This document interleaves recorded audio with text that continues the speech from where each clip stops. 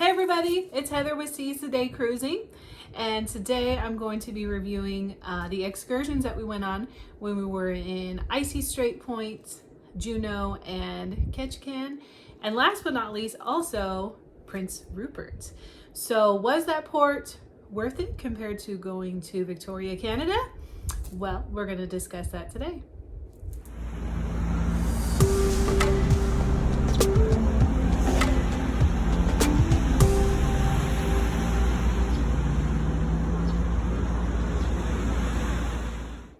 So we've been back from our cruise for a week now, so I had time to really take in everything that we had experienced, because it felt like it went really fast, but at the same time it felt like it was such a long period of time. So I took a couple days to kind of think about everything. And so I'm going to start with Icy Strait Point. So first of all, when we got to the port, we got there a little bit later than we were originally scheduled. We got there at 3. So our excursion that we were doing had to be pushed back a little bit. And it turned out to be kind of misty and rainy that day. So at first, I was kind of cold. And then we took a gondola tram that took us up the mountain. And then we did like a wilderness tour, which was really cool. They talked about the rainforest, and the person that did the tour was very knowledgeable and was able to point out all different types of plants and trees. We even saw a deer. And so it was just a really great experience overall. So in Icy Strait Point, we booked our excursion through Princess, just so that way, you know, you'd be covered in case anything happened. And so it was a gondola tram that took you up, and then it was a nature tour, and it was really amazing. We got to see so much, all the different plants and trees, and our tour guide was really knowledgeable. The only negative was we were kind of left standing out there for a long time. It was about 30 minutes before the tour guide came to pick us up. And it was really cold, and it was raining because it was pretty much the very top of the mountain in Icy Strait Point.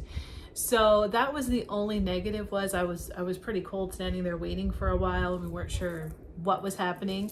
But once we got on the tour, it was definitely worth it, just to really see nature without, you know, a bunch of shops and tours going on around you. It was serene, it was beautiful. We saw a deer, and it was definitely worth it. Our next excursion day was in Juneau, Alaska, and we actually booked 2 excursions because we couldn't decide which one we wanted to do more. So the first one that we did was Mendenhall Glacier, which was absolutely amazing. We went first thing in the morning, which I highly recommend, because when we got there was hardly any other tour buses that had dropped off.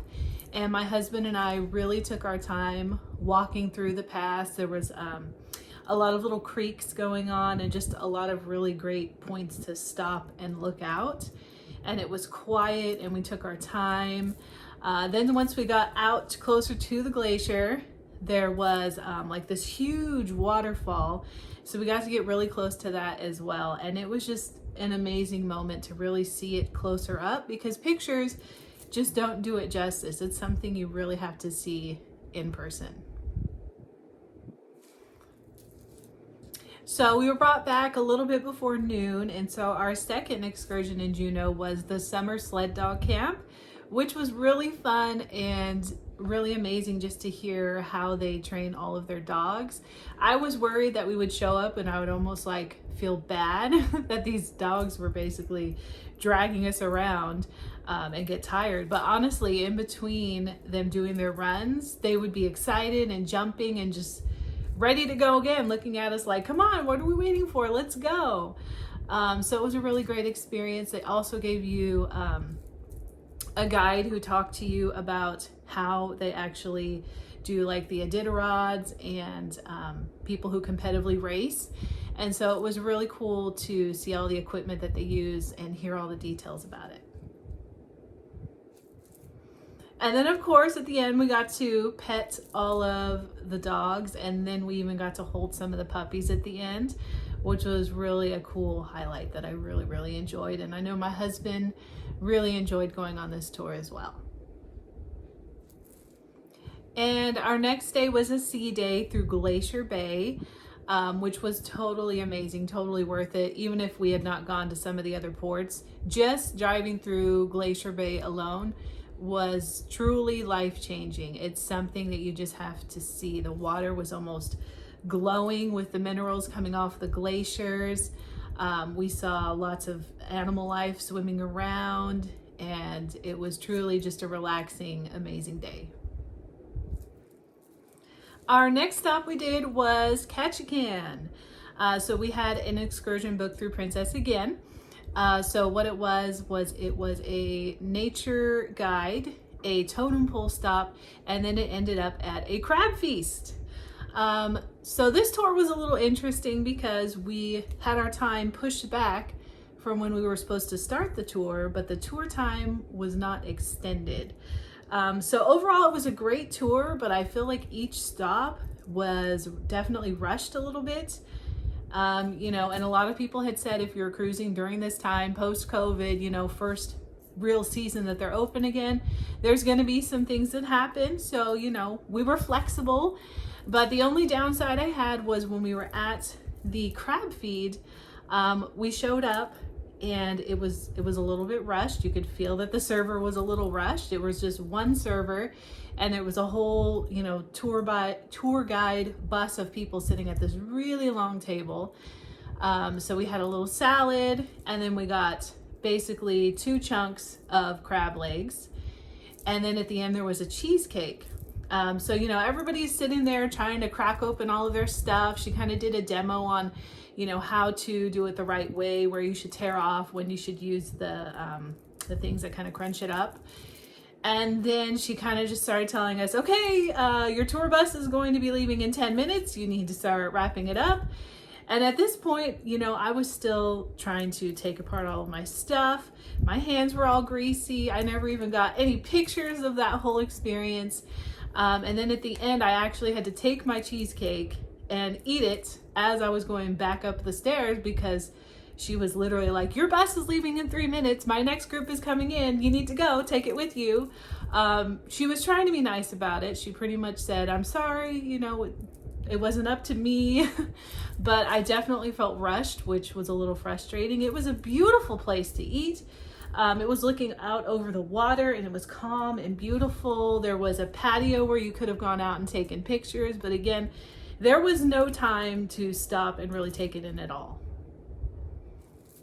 And then the other part of that tour was a totem pole stop, and we actually got to see somebody who has been, you know, learning from his other generations on how to make totem poles, and he had one there. He talked about it a little bit.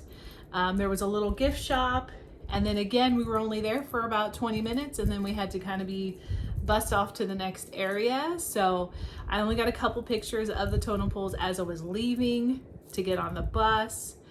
And then the last part was a nature tour, which was really cool. We got to see a couple of eagles kind of swooping down into the area that we were at. And we got to see 3 animals up close. There was an owl, there was an eagle, and there was a peregrine falcon. And those were ones that were protected. They had been hurt in some way and injured, so they're not going to be sent back out into the wild. And we got to see those up close, and I got to talk about those a little bit. So overall, it was a great excursion. I just felt like it was definitely a little rushed. And then, of course, if we were in Ketchikan, you cannot miss going to Creek Street.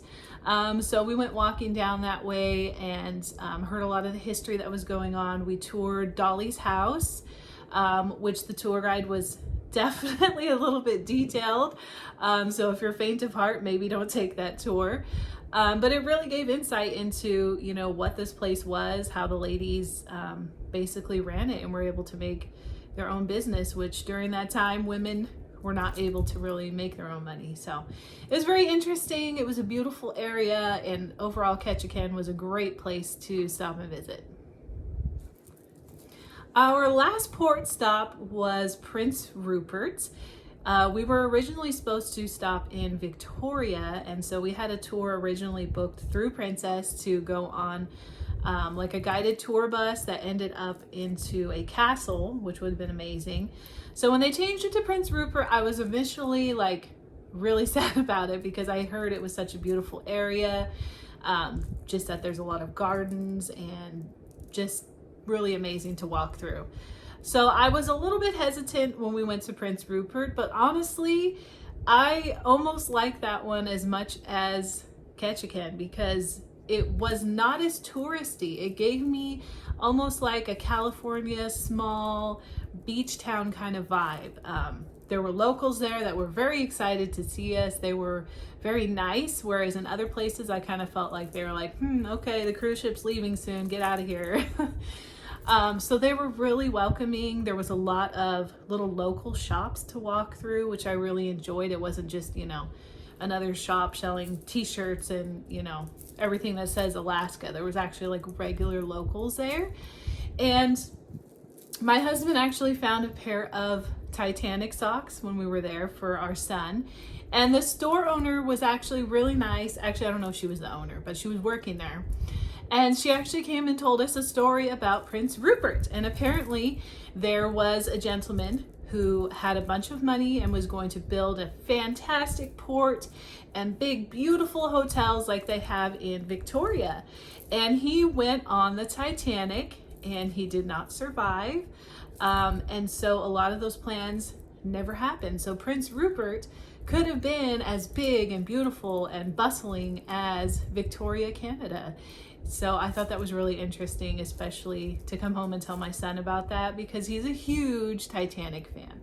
So give Prince Rupert a chance.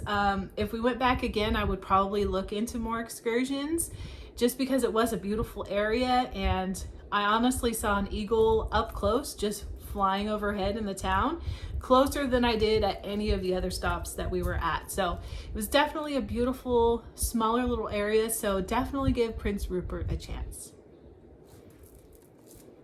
All right, so I'm just going to end this video with a couple other little shots and videos that were not posted so far, just so you can get an idea if you're taking a trip soon. Leave a comment below if you have visited some of these places, if you took the same tours or if you took different tours. What has been your experience? And please hit the like and subscribe button and be looking out for my next cruise, which will be coming up in December of 2023. We are going to book with Princess again because we really enjoyed it, and we're going to go to Hawaii and we're going to take our sons with us this time. So we're really excited. It's a long time to wait though, so we are looking at possibly booking another one in between, but time will tell.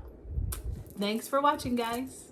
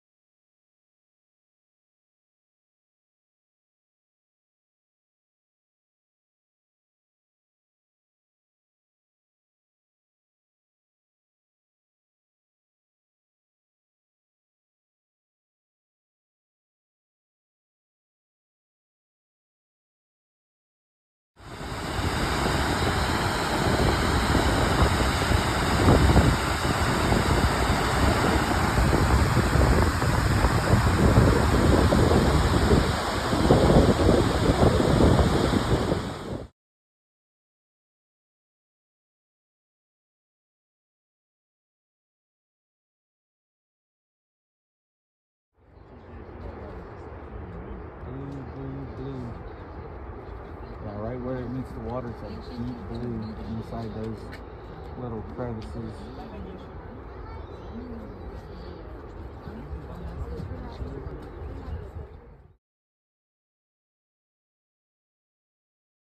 Oh, they're my leaders, so they can get on with doing their jobs. I've got 2 dogs on the team that run by themselves, Hook and Fawn, and they run by themselves because they're kind of bullies to other dogs, and they run more efficiently by themselves.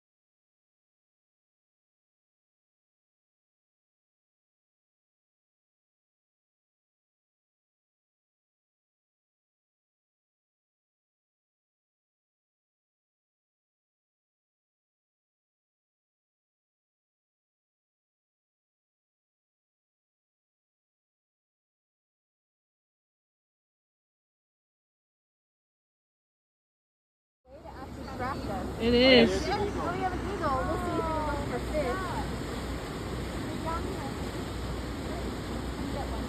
Goal in life. Right here. Woo! Come get your lunch right here.